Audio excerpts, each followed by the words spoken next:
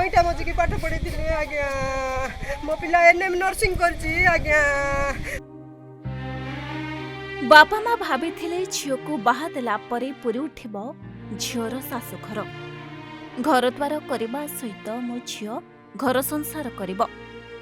पाठशाठ पढ़ी झील को बाहा देइथिली जानी यौतुक भी देली हेले कौन कला से राक्षस मो झील को भल पाई बाहाला किंतु शेषरे ता सहित कला प्रतारणा।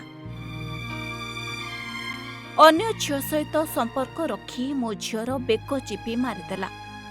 हाँ दर्शक बंधु किछि एमिति अभियोग आनिछंती माटी टिके भल करी दृश्य उपरे नजर पकांतु। निज झील को हराई कांदी कांदी केते कौन कही जाउछि माटी किंतु जेते कांदिले अबा कौन हेबो झील तो आउ फेरिब नाही। माँ आखिर लुह पोछिबाकू पाखरे आउ तार झील नाही।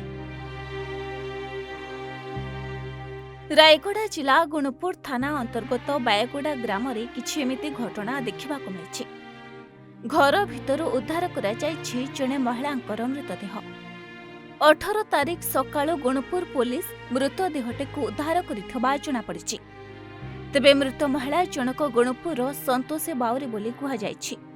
बायगुड़ा ग्रामर सुरेंद्र सबरंकु से विवाह करिथिले।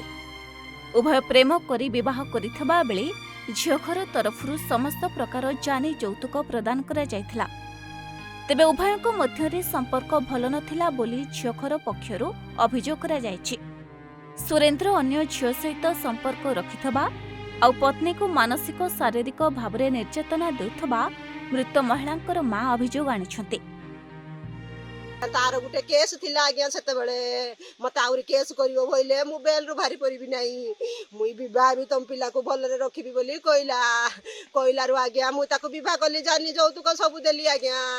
एबे गुटे झियारी संगे रहिछि सिए झियारी संगे रखि किना मो पिला को दंड देकी मरे देला आज्ञा।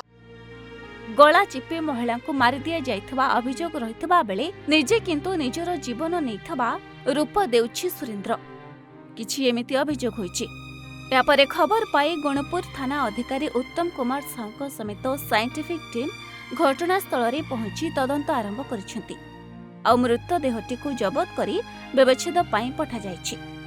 व्यवच्छेद रिपोर्ट आसेबा परे ही प्रकृत सत्य जणा पड़िबो बोली कुहा जाइछि। रायगड़ा जिला गुणपुर सुरेंद्र महांती को रिपोर्ट ओडिशा भास्कर।